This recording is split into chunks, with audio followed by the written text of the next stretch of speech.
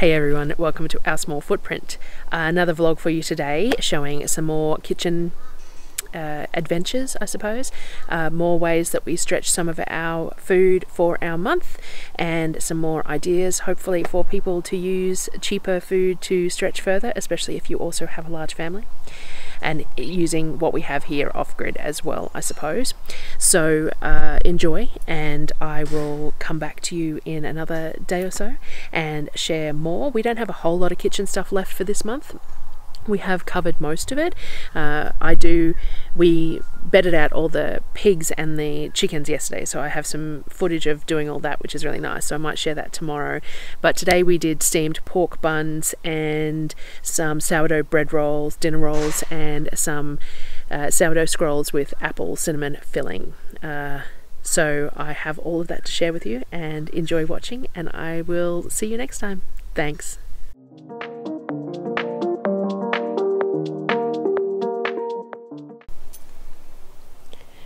First task of the morning was to sort out the dough from yesterday. So I pulled out the sweet dough.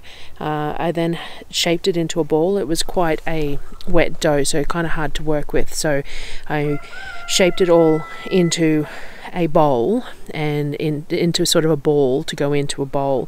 I oiled a bowl really well, and then I placed it in the bowl so that it could go into the fridge to retard for a little bit, so that it would be a little easier to work with.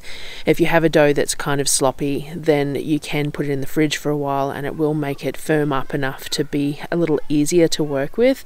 And because I was rolling this dough out anyway, the extra handling wasn't going to make any difference. It was perfectly fine. So it went into the fridge while I was handling the other dough. The other dough that I had was the dough that I was going to make some little bread rolls out of, and this is the first time I've tried this recipe, and it's a slightly enriched dough, not overly so, but a little bit, and I pulled it out and shaped it a little bit to make it easier to handle, and then divided it up and weighed it. So I really like to weigh my bread rolls or anything that I'm portioning out, so that I know how many portions I'm going to get and that it's going to cook evenly, because it's all the same size. So I portion it all out into the same weight so that I know what I've got there, and it makes cooking easier for me. I know not everyone likes to weigh their dough, but it's something that I tend to do. I shaped each little portion out into a neat little ball with a nice skin on it, all tucked up underneath the bottom, and stuck them on a tray to proof for a little bit longer. Put them just aside to proof. I did score them once they'd proofed for a while before I put them in the oven. I don't think I showed that anywhere, but I just did a single score across the top of each bread roll to give it somewhere to expand before it went into the oven. I pulled the sweet dough out of the fridge once I'd done that, so it was about time to do that, and rolled it out into a full rectangle. So you want to roll it out evenly into as big a rectangle as you can. I use this dough mat, and I tend to use it as my guideline as to the size that I'm going to roll it out. I use a rolling pin to help me a little bit, but mostly I just use my hands, and I just get it nice and even thickness all the way across, and a decent size out. I sprinkled the top of it with almond meal to suck up some of the juices from the apples. So I just did a fine layer of almond meal across the whole thing. And then I used a jar of my apples that were grated and canned in a bit of cinnamon sugar syrup. They worked well. It didn't have much excess liquid because the shredded apple sucked up most of it. And we just poured that out, spread it all over the big rectangle of dough, and then rolled it from the end closest to me to the end furthest away. So it's easy. It's not that hard to do. You just need to take your time, roll it little by little, tighten it up as you go, and once you get to the end, I like to bring the end piece back towards me rather than trying to roll it across it. I find that that's the easiest way to do it. This slices into, or most of mine, I slice them into 12, because I find that 12 pieces fits really well in my baking trays, so that, you know, it works for me.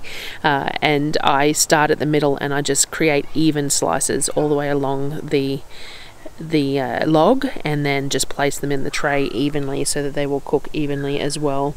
You can, of course, ice these when they come out of the oven if you want. Use a plain glaze, or like, you know, a cream cheese glaze is really nice, but the kids can't have dairy, so if I'm making something with cream cheese, I normally make a couple of extra in a individual tray for myself.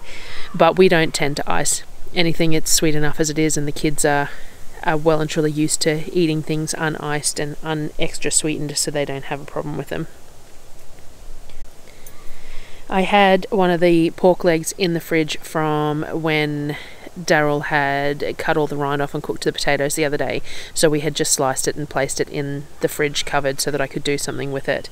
The kids had requested some, and Darryl had requested steamed pork buns for dinner, so I decided to use half of the pork for that. So to do that, I decided that I was going to make sort of a char siu marinade for the pork, and then once I had done that, so I sliced all the pork into cubes and put the marinade on it, and then once I had done that, I was going to mince it. So I used some honey, some soy sauce, some ABC sauce or Kavik Manis, the sweet soy sauce, garlic, salt, sugar, and 5-spice, all to taste, basically. Like, I looked up a few recipes for stir-fry char siu type pork dishes and figured out what would work for us in our tastes. Marinated the pork with it, and then mixed it really well with my hand so that it was well covered, and then ran it all through the mincer as well.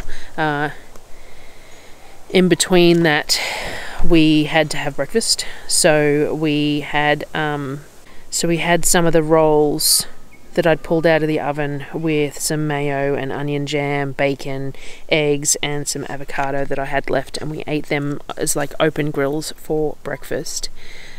And then the scrolls came out and I served them to the kids for morning tea, afternoon tea, whatever time it happened to be. Once the pork was marinated, I minced it all up. Now, I have a stainless steel mincer attachment for my KitchenAid, but the blade for inside it has gone missing. I'm looking to order a spare one from Amazon, but it wasn't a KitchenAid brand, it was a generic brand, so I'm trying to figure out if the blades will fit it. In the meantime, I've got this plastic based one that's a KitchenAid brand one that really is struggling with any sort of mincing. I managed to get through this batch of mince, but I won't be doing sausages or anything with this. It just worked too hard. The KitchenAid got too hot, and it was mushing the meat rather than just mincing it, but we'll figure it out. So I ran it all through the mincer anyway in a couple of batches. It took me quite a while, and then I have to cook it off before I add it to the sauce. So I had to go and I used my 2 cast iron pans, and I just put spoonfuls into the cast iron pans, broke it up while it was cooking, and let it all cook off and brown. It didn't have to be overly cooked, just somewhat cooked and broken up so that it was, you know, separated and a mince texture, rather than if you stick like raw mince into a sauce, then you're going to get those great big clumps of meat, and we didn't want that. So I cooked off all the mince in the cast iron pans ready to go, and then removed them from the pans. So I did the marinade on the pork, but the pork buns also have like a wet sauce to them, so I had to make the sauce as well. So I added all the ingredients into the pot to bring it all up to a simmer. I kept on making sure that I was whisking it as I went and brought it all up to a simmer, and then I added a quart of chicken stock to it and mixed that through, and then added flour. So then I added flour and whisked it really well. So we want the flour to thicken up the sauce so that it'll stick to the meat. So we're going to whisk it really well, bring it up to a simmer, and keep on whisking it so that flour thickens through without lumps and doesn't stick to the bottom. So constant movement is a necessity for this while you're bringing it up to heat, and then let it simmer off for a little bit because you want that flour to cook a little bit too. You don't want the flour to be raw either because you'll taste the raw flour.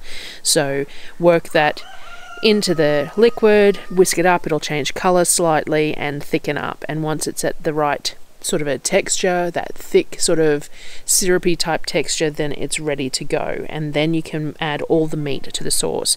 So I just added the meat bit by bit and mixed it through to make sure that the sauce was coating all of the meat. And so you want that syrupy, thick sauce to go over each piece of meat, so that you're picking it all up for the flavour. So I just mixed the meat in. However long it took me, I kept on adding it and mixing it through, adding it, mixing it through, and adding it, mixing it through. And then once you get to the end of it, you've got this big pot of this really well coated, marinated, moist pork meat that is going to be the insides for my pork buns. So then I had to make the dough, and it is a slightly sweet yeast risen dough, this one. So I mixed the dough in the KitchenAid earlier. I let it sit in one of my containers that I let things proof in for a while. It probably needed a little bit longer proofing. I got started a little late today, so it is a little bit dense, a little bit tough, not quite as silky as I'd like, but perfectly serviceable. So I hand kneaded it for a while though, just to bring it all together and give it that last little push towards that silkiness that I wanted it to be. I then weigh and portion it like I do, as I said before, like I do with all my doughs. I tend to weigh each piece and portion them out, because that way I know how many I'm getting, consistent sizing, all that sort of thing. It's just one of the things that I do. So I weighed it all out and portioned it up, and then brought it into balls. I didn't move the camera for this, and obviously didn't put my hands in front of the camera, but I brought it into balls the same way I normally do, in my hands, one hand cupped, the other one to create that circular motion over the top.